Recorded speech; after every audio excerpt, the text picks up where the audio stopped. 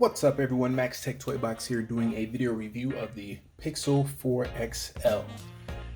Okay, so firstly we're going to go and talk about the things that I like about the device. Spoiler alert, there's going to be not a very long list of these items, but first right off the bat, what I do like is the design.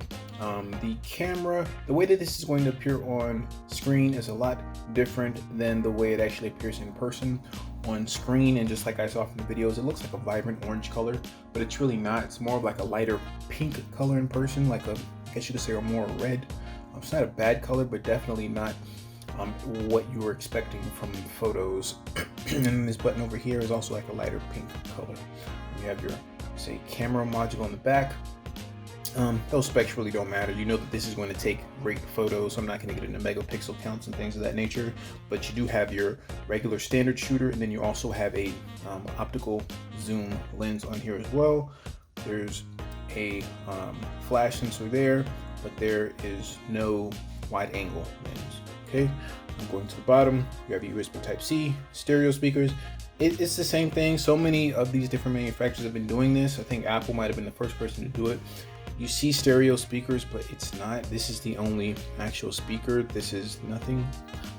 But you do have stereo sound from this front-facing speaker and from there. So, and the speakers are very loud and crisp. The loudest pair of speakers that I currently have on a smartphone, louder than the S10 Plus. And you know, the S10 Plus or the Samsung Galaxy line of devices do have that Dolby Atmos feature built in. Very clear, robust sound. As a matter of fact, let's see if I can. Well, it's not going to translate well to the video, so no need of me really displaying that.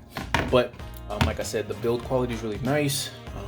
You have your volume up and down, power button there. You have your forehead and your chin, not too big. Actually, in person, you really don't even notice it in person, to be honest. Now, if you had like a S10 Plus or a Note or something that really has like something like an infinity display, then you will notice it more. But in general, this forehead and bottom, you really don't notice it that much. Nothing here on the left side of the device, and then just a microphone up top, and then of course the SIM ejection tray on the side. Okay, so like I said, biggest thing that I like about this is the design. I really do think that this is the nicest Pixel device to date in terms of the way that it looks. Okay, something else that I like, whenever you buy Pixel, you're going to be getting the true Google experience. You're getting what Google thinks Android should be like. Okay, so that means you're going to get lots of Google Assistant type features, things that are going to make your day smoother and easier. And actually, you guys can see, so up top, this, since I'm recording this behind the camera, I can see the infrared and the Soli sensors and things of that nature popping up. So when this screen comes on, you guys can see it up there shooting, trying to fire off and looking at my face so that it can unlock. I can double tap it again to activate it. So yeah, so if you guys don't know, I'm not going to get in again to the specs, but what you need to know is that there's something called Project Soli, which essentially allows for infrared to be in your phone. Okay, it's been shrunk down to a very tiny sensor or sensor apparatus that is located at the top of the phone. You have your camera module here, you have your IR sensor on the right, you also have the infrared, all of that sort of built in up top. So that's the reason why you have the forehead. Okay, there's no notch, but all of that space is required for that sensor to be present. Okay, and that is what gives you things like face unlock and your motion and gestures. Okay, so that's all a part of the design. So I guess I'll go ahead and that explains why you have the forehead. Okay, so like I said, this is the Google experience. This is what Google believes Android should be like on a device. It's fluid. There's no bloatware. That's one thing that Google did very well. All of these apps are apps that I downloaded myself. Really no hiccups. There's no lag, but you do have issues with certain apps just because they're not ready to run on Android 10. Very small percentage of them, okay? Another thing on here, the gestures for Android 10 make so much more sense, and that's because you don't have like the tray at the bottom like with Samsung. So if you want to go back to another app, so like this, let me see, I'll just pull up this.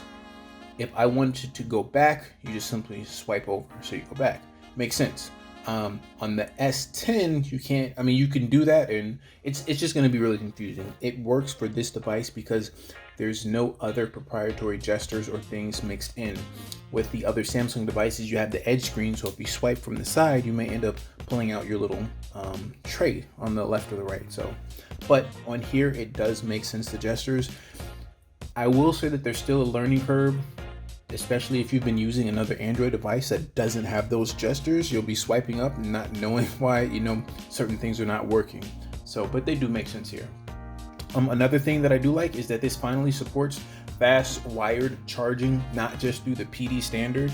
So before, all the Pixels would only work with the, not just the charger that comes in the box, but you'd have to buy a wired charger that supports fast charging through the PD standard. So that means if you had an S10 or S9, S8, those chargers would not work. They were just going to charge it at your regular standard speed. Thankfully now, if you have an S10 charger, you can go ahead and plug it up and it'll work. Same thing if you have another fast charger that works on Qualcomm standard, it'll plug in, it'll charge fast. So that's good. Good job, Google. So and of course, the main reason why anybody buys a Pixel is because of the camera. And I will say, photos are amazing on this device, okay? I still think that Google makes the Pixel has the best selfie camera in the game, okay? I'm gonna show you guys some pictures that I took here. I'll probably just go ahead and put them in the actual video so you guys can just check out the color saturation, how it's so detailed, and it just looks so well. It works great. And this was actually a nighttime photo. I mean, yeah, you have some ancillary lighting in the building, but this was at the Toy Story ride. And and then the portrait mode works great as well. Let's see, just really vibrant colors. And like I said, the Pixel just takes great photos, okay? Hands down, one of the best smartphone cameras that you will get. Now, instead of me going, okay, so I'm gonna leave it at that. I'm not gonna start ranting just yet. So those are all the things that I like about the device. Things that are in the middle of the road are face unlock. I really think that face unlock is more hassle than it needs to be. It's great, it is fast, that's no problem. I wouldn't say it's the fastest face unlock that I've seen, because on the iPhone, when I had the iPhone 10, it was pretty quick. It is fast on here, it's not slow, don't get me wrong. But when people were talking about it, I guess maybe they put it on a pedestal, so I just expected it to be a lot faster. It's fast.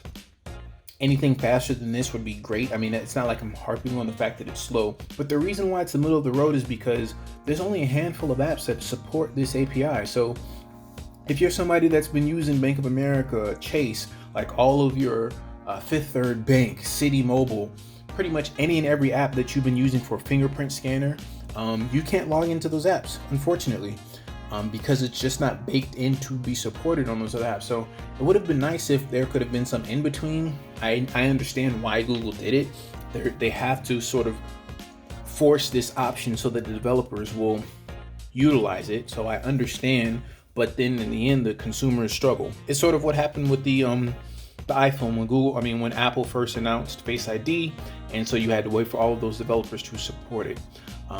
But yeah, it's a little different in this ecosystem because you have so many other phones that have in-screen fingerprint scanners. It would have been nice, like what Samsung did when they had the iris scanner, is when you pulled up an application that required some sort of login, it sort of forced it to open up Face ID or something like that. I'm sorry, like the iris scanner, and then the iris scanner could be used to log in. Don't quote me on that, but I remember there was some sort of workaround that Samsung had so that you could still use Face ID. So, not Face ID, I'm sorry, but to use the iris scanner to log into secure apps. So Face Unlock to me is in the middle of the road because it's just not supported by all the other apps. Next up, the Screen Call app.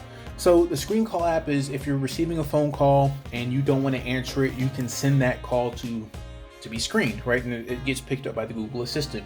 For whatever reason, when I would have people call me and I would send it over and it was not recording what they were saying. It wasn't picking up on their voices. And I thought maybe it was like I'd see it, you can look at the actual screen while it's being transcribed and people weren't saying anything. And I just figured, oh, well, they're just not saying anything. Then I had a cousin call and he said the same thing. He said he was speaking and it was just not responding to it. So I had to try and force an update, and then it started working and then it stopped working again. I have no idea what's going on there, but this is supposed to be Like, this is Google's version of Android and what they expect it to be, and this is supposed to be as bug-free as possible. And unfortunately, it's not. So, also the display, middle of the road.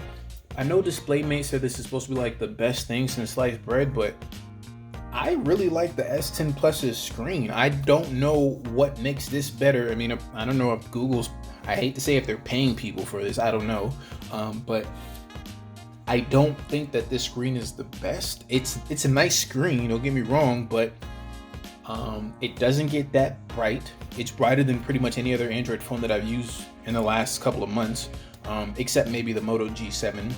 But it's not a very bright screen. Colors look good on it, but not amazingly bright. Also, that 90 hertz refresh rate. To be honest with you guys, if I didn't know that this was a 90 hertz refresh rate, I would not know. It doesn't translate well to screen when you're recording, but to me it doesn't really stand out. And that's sort of, if this is like a headlining feature, it should be something that stands out more than it does. I handed the phone to my wife and had her mess around with it, and I asked her what she thought of the display, and she couldn't tell either. So that's something that sure us nerds will find really cool, and for gaming and things of that nature. But even then, it's sort of those little hiccups and bugs, and I think that has something to do with the fact that the 90 hertz is not continuous. It sort of comes and goes depending on the brightness and things of that nature, as we found out. So middle of the road. If the average person can't tell that it's a 90 hertz refresh rate, then I don't know if it was really worth, especially if you're talking, we'll get to the cons and the compromises that were made with this phone. Was that something that needed to be introduced here instead of the wide angle camera? The wide angle camera is definitely gonna wow more people or impress more people than that 90 hertz refresh rate, at least in my opinion. Of course, everybody has an opinion, but in terms of just the standard of what's being offered in flagships now, that wide angle camera is something that's pretty much seen across the board, and it's not seen here, but this has the 90 hertz refresh rate. So, and then next middle of the road is battery life. This is the Pixel 4 XL, and I haven't, with my S10 Plus, I've never really had to worry about charging the battery. It's just been great. On every phone that I basically reviewed this year, I've never really had to worry about charging the battery. For this phone, I did, and I had to start doing certain measures when I realized I was getting to 30%, and I still was going to be out and about. I had to put on the battery saver mode. So I'll probably be getting about 3.5, close to 4 hours of screen on time, which in 2019 is not that good. I think this has a 3,700 milliamp hour battery. So I don't know what's going on there. The Pixel, it probably has something to do with the Quad HD for sure. The Pixel 3a XL that I reviewed earlier this year, that had stellar battery life, but it did have a 1080p panel. So I don't know, middle of the road, because it's not, I won't say it's horrible, but it's just definitely, you're definitely going to want to charge this phone again sometime in the middle of the day. If you're going to be using it a lot. If you're not going to be using your phone a lot, then it will work just fine for your everyday person. But then the problem that I have there is, so let's say for whatever reason, every day usually you get home, you have about 40%, 50%, but then that one day you want to go out, you decide to go out, and now your phone is dropping down and you have like next to no battery at 8 or 9 o'clock, like you're at 0%. Well, that's when it becomes an issue, and that's always when it becomes an issue. But now let's say if you're getting home, because on my S10 Plus, I'm getting home sometimes with like 75, 80%, which is stellar battery life. And then I don't have to worry about charging it. Now, of course, if you're commuting, you can always get a wired charger in your car. It does charge rather fast, so you can always plug it in to charge it, and that will definitely make a difference. But in this day and age, when you have so many other phones that just offer better battery life, I would have wished that Google would have made this battery life better. Maybe that required a 4,000 milliamp hour battery. I don't know, but if the phone would have been a little bit thicker, I don't think that you would have upset many people. So that's what I have to say about the middle of the road. So now cons, things that I absolutely did not like about this device at all. Number one, numero uno, high price. This thing is way overpriced for what it offers. This was $899 for the Pixel 4 XL at 64 gigabytes, and that's another thing that is dismal. 64 gigabytes of memory in 2019 when everybody else, except I guess Apple, is offering 128 gigabytes of memory. Apart from that, the only reason why Google was saying before, like, well, you don't need that much space because you can have your photos uploaded to Google Photos. Well, yeah, but now they've capped it, so you can't even upload your photos at the regular resolution. It's all going to be a lower resolution. So, come on, Google. Like, $900 for this phone and this feature set is just very strange and awkward, especially when you have the Pixel 3a XL that was released at $400. There's only a very small number of things that this does better than the Pixel 3a XL, and it's almost twice the price. That doesn't make sense to me. That doesn't justify the price. I mean, if I know the project Soli, probably was a lot of R&D that went into that. And we'll sort of I'm going on a rant right now, but that high price is just not called for. This phone should not cost that much. Again, something else that you can compare it to. So the Pixel 4 thing starts off at $799. That's already $100 more than the iPhone 11. It doesn't matter which side of the fence you stand on. If you're in team iPhone or team Android, a lot of people say that the iPhone is supposed to be the pinnacle. This is what everybody compares it. Everything is always compared against the iPhone. It's just the way it is. Whether or not it's better or not, that's subjective. But how can you introduce a phone that's $100 more than its base phone, which is at $699? That's a tough sell. Why would I don't understand that logic at all. Doesn't make sense to me. But it is what it is. Next, low memory. Low memory meaning 64 gigabytes. I sort of already spoke about that. That 128 gigs should be the standard.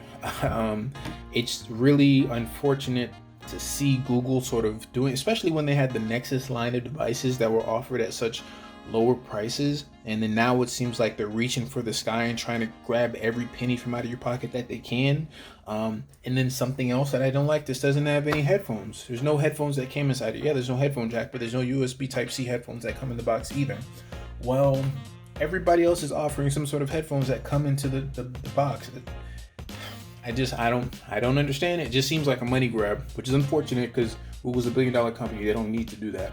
I already spoke. I don't like the fact that it doesn't have the wide angle. They even made a dig at it during their presentation, saying, yeah, we think wide angle is fun, but the 2x zoom is better. I don't really zoom in that often, but I guess maybe they did research and people must enjoy the 2x zoom better or more frequently than the wide angle. I guess I'm in the minority with that, but okay. Next, it's been buggy. So let's see if I can actually get it to do this. So sometimes when the screen is rotating, pixels will appear and stay on the screen, and it's not doing it now. Okay, so but that has happened a couple of times where the pixels stay on the screen and I don't know why. Also, sometimes it'll be locked in horizontal viewing on YouTube, and I don't know why. It's like if I just open up YouTube, it'll automatically go in that route. Or if I'm playing a YouTube video, it will disappear. It's supposed to drop down to like a smaller box. It'll just disappear and not be playing. Matter of fact, let's see if I can pull up something right now. Okay, so let's see. If I go home, that disappeared. Yeah, it came back. And so let's see if I didn't do that. And then sometimes when I hit this, see how it automatically goes in? Oh, okay, well now it sort of fixed itself. Let's see now if I go over to here. It disappeared. It's supposed to have dropped down to that smaller box, and I don't know why it does that. It doesn't do that on my S10. Of course, if I want to get back to it, I can swipe up and I can just go here. So yeah. So also, motion sense is very hit or miss. So for example, let's see if I can get it to the Galaxy Watch Active 2. Okay, so there it's worked out perfectly, which is good. But then sometimes when I'm working out, so I noticed that in order for it to work, it has to be on like a flat surface.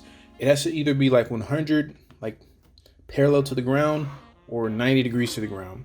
So when I work out on the treadmill, it's at an angle, and I'll try to like change the song or whatever's playing on the treadmill, and it doesn't do it, no matter how many times I wave my hand in front of it. So it's very finicky. And if I'm thinking about like being realistic, I just don't know the use case in real life. If Project Soli was a good enough investment, there are some things though that it does do. So it's supposed to be able to detect motion. So as I get closer to the device, the screen lights up because it knows that I'm getting closer to it. So it senses my presence. But I just don't know if in real world applications, if it's really justified. I don't know. Only time will tell. There's probably a whole bunch of other features that Google has that they're going to announce. But as of right now, the feature set for motion sense is very limited. And if that's supposed to be like your headlining feature, you should at least, you should be able to do a lot more than just changing songs and going like, maybe you should be able to stop the music, somehow turn up the volume. Like there should just be more use cases for it. And also something else that I did, and I was worried about this before because I was thinking, okay, well then if I wanted to listen to music, does that mean that if I'm going to change the song that music, the screen has to be on the whole time? And I'm going to show you guys this right now. Turn this on. So the music is playing now, obviously. Okay, so it does do it. Because before when I tried to do it, I guess it was because I was on the treadmill, it wasn't working. So it'll play the music with the screen off, and you can still control it, which is good. But you can't pause it with your hand, obviously, like I said. So okay, so yes, so that does confirm you can still control the music with the screen off, but your phone, in order for motion sense to work, it needs to be either flat or like almost completely perpendicular to the ground. If it's at some sort of elevation where it's not completely, like if it's slanted, it just doesn't seem to work. It doesn't work for me in the gym whenever I'm on the treadmill. So limited use case scenarios. Again, something else, no fingerprint scanner. Yeah, I know why they didn't do it, because if you give the option for the fingerprint scanner, then nobody's going to support your API for the face unlock. Well, if you're playing devil's advocate, if other Android OEMs don't adopt it either, then maybe these other applications, these other companies are not going to support the API either. If Samsung, which is, you could say by far the largest mobile supplier for Android, doesn't have some sort of face unlock and they only use a fingerprint scanner, then it doesn't bode well for a face unlock in the biometric ecosystem working for other applications. So you could argue that Google could have implemented them both inside the phone, and developers would choose to support it or not. But for the end user, it sucks because now I have to type in my passwords that I haven't been doing in forever. So I like the idea of face unlock, but I think that in-screen fingerprint scanners are just fine. I just like to have the options to do them both.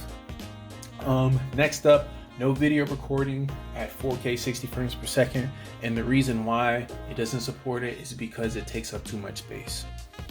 Come on, Google, that's a cop-out. Like, you can't. So the reason why this phone can't support 4K 60 frames per second is because it takes up too much space on the phone. Well, then why don't you just increase the amount of storage available on the phone? Like, that's a nonsensical excuse. I don't really understand it. Especially, it'd be different if, let's say, if Google was only writing the code or only supplying the software for other Android OEMs, and they're like, look, we're not going to write the software for it because the technology's not there yet to support phones with more storage. Then I would understand it. But you literally are handcrafting and making this phone how you choose to make it, so you can give it more space if need be. My S10 Plus has just about a terabyte of space because I have the SD card and I have 512 gigabytes of space on the phone. So I don't know. I guess I'm ranting a little bit. And then, as I said before, no more unlimited storage at the regular resolution. So all in all, if I'm being honest with you guys, this is getting returned. I'm not keeping it. The camera is great, but I just can't justify basically paying $1,000 for a kick-ass camera. That's not for me. And especially when you have so much other competition out there. OnePlus selling their 7 Pro at like $669, where it's starting off at. The iPhone 11 is $699. You have the Samsung Galaxy S line of devices, the Note 10, the S10 Plus, and you could always find them on deals and at discount. So it's almost like who is this phone for? And I always try to do that whenever I'm doing a review, because there's always a certain target population that phones are made for. And this is made for the Google enthusiast that doesn't care the price of the phone. They're always gonna rock with Google, and they don't care what the phone costs. They just want that Google experience, and they want to buy specifically from Google. Well, that's who the Pixel 4 XL is for. I fall into that category because I am a Google enthusiast. I like what Google does, and I really like their hardware, and I enjoy it, but not here. I'm not gonna pay $1,000 to keep this phone. I just can't justify it, you know? So maybe next year Google will get it right. It seems like I keep saying that, but on the other side of the spectrum, if you are somebody who is looking for a really great camera, like market leading, and you don't want to pay that much money, then you should get the Pixel 3a XL. You're not gonna, so this is IP67 water, actually this is IP68 water resistant. So you're not gonna get that water resistance. It also doesn't have wireless charging. And those are pretty much the two main features that the Pixel 3a XL doesn't have. And no, there's no 90 Hz screen refresh rate. It's not a quad HD display, it's 1080p. But those are some of the things that a lot of people, for the most part, don't really notice. And even with that, you add up those sums, I don't think that justifies the price of this. It's basically about twice the amount of the Pixel 3a XL. And then like a majority of those features again are offered on the OnePlus 7 Pro, except the wireless charging, and there's no official IP rating on the OnePlus 7 Pro, sorry, but it's at about $300 cheaper than this phone, and it starts off at 128 gigabytes of RAM. So I don't know. So I'm ranting a little bit, but that's fine, because that's what I do on this channel. I just wish that Google would finally give us the phone that we deserve. Why can't they be like Samsung, throw everything in the phone, and like literally, if they had the wide angle camera lens on this, they had the 4K 60 frames per second, and that's something else that I didn't even really speak about. The camera on this is good, but in terms of recording video, it's not horrible, but it's just like, it's not that good. Like the Pixel is known for its camera, so it's known for its photo stills, but they need to get better at making some implementations and changes in taking videography. Like the iPhone 11 Pro and 10, the video is awesome. So is the same. I mean, I'm recording this on my S10 Plus. I've always gotten just really good videography with my Galaxy devices. Google needs to up the game. And so that's the problem, is that the camera changes that they made, yeah, they're good, but the competition stepped up a lot. These are very small marginal changes. So it's almost like the camera is not good enough to justify paying more money for just that one camera, right? When you could have a camera that's slightly less better videography, wide angle photography, face unlock, in-screen fingerprint scanner, amazing battery life. Like, and I'm basically describing the Note 10 and the S10 Plus. I mean, if you're on the Android side of the fence. So I don't know. Hopefully, like I said, Google can get their stuff together and just offer us the phone that we deserve. But as of right now, they can't. So this is Max Tech Toy Box signing off. Hope you guys enjoyed the video. Like, comment, subscribe. Let me know if you guys have any questions, comments. Please leave them down below, and let me know your thoughts on the Pixel 4 XL. Am I beating it up too much? Am I giving it to Google too much? Maybe I should just accept the phone for what it is. You guys let me know. I'll see you guys